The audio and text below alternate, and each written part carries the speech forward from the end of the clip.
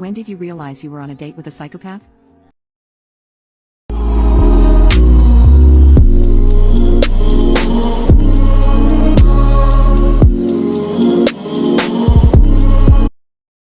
When did you realize you were on a date with a psychopath? I was fresh out of a 3-year relationship, and felt like a bit of casual dating would be fun, so I decided I would give Tinder a try.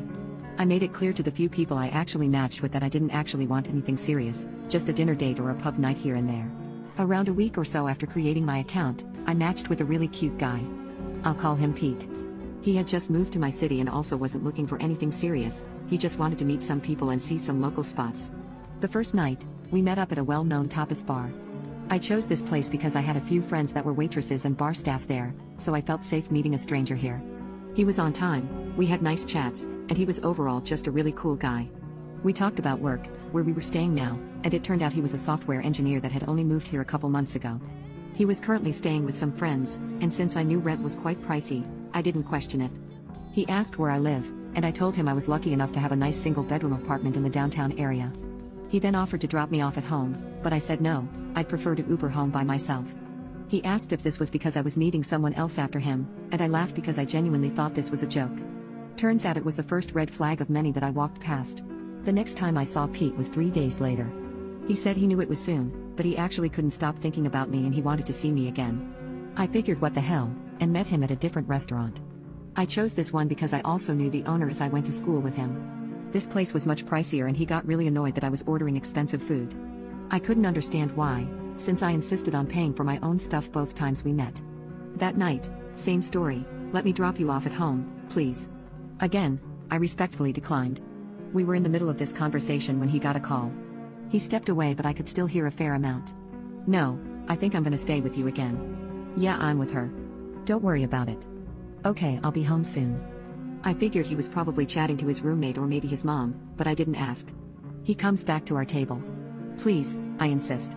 Bad things happen to women that Uber home this late by themselves. I'd feel better if I dropped you off. Not having the energy to argue, I told him fine, and I put my address into his GPS. As soon as he got home, he messaged me and told me he'd be picking me up in the morning to go for a picnic. I told him I had cleaning to do, but he was insistent and I caved. Come 10 a.m. the next morning, and best believe he was right outside my door. As soon as I got into his car, he leaned over and tried to kiss me. Obviously I'm a little grossed out, but I didn't want to ruin the picnic so I just avoided it. We had our picnic and it was quite nice. He tried to kiss me a few more times, but I avoided it with everything in me. At around 4 p.m., I started feeling tired and told him I wanted to go home. The park we went to was an hour-and-a-half drive away from town, so Ubering would be impossible. He agreed that it was time to go so we got in his car and headed out. I fell asleep in the car on the drive back, and when I woke up he asked if we should finish the rest of the bubbly we got for mimosas up at my apartment. I told him I didn't want to, and he snapped. He raised his voice, and said something along the lines of, "What are you hiding from me? Just be honest. Why are you so desperate to keep me out of your apartment?" I was so confused that I actually couldn't speak. He dropped me off, but I could see his car across from my apartment for about half an hour before he actually left. 5 minutes after he left, he texted me saying he got home safe, and that he thought he was falling for me. Okay. What the hell? I was a little freaked out since I made it very clear I didn't want anything serious. I told him that if he felt that way we should stop hanging out because the feelings were not mutual. We didn't speak for 5 days, until he messaged me asking if I wanted to go out to an Indian restaurant he knew I'd love. Stupidly, I agreed, since I hadn't eaten yet, and I told him to text me the address so I could meet him there. Well, he was insistent on picking me up. He tells me he's downstairs, and as I go I see he's just standing at my gate waiting. I opened the gate, and he walked inside to meet me. Show me which one is yours. I'd love to see how you live. Yes, that was his opening line. No hello, how are you? Nope, nothing. So now I'm naturally unsettled. I told him I was starving, and told him I just wanted to go to the restaurant, and he obliged. The dinner was about as awkward as you could expect, and midway through, he got another phone call, but didn't step away this time. I wasn't trying to eavesdrop, but he was so loud it was impossible not to. Halfway through his conversation, he turned to me, "Am I sleeping with you tonight?" What the hell? What is going on? What is he talking about? I just sat there in absolute shock and terror. What did you just ask me? I asked. Are we sleeping together tonight? No, absolutely not, I said. Why do you keep trying to make advances on me after I've told you many times we aren't going to be like that? He had an angry look on his face and whispered something into his phone, then hung up. Our food arrived, and we barely spoke.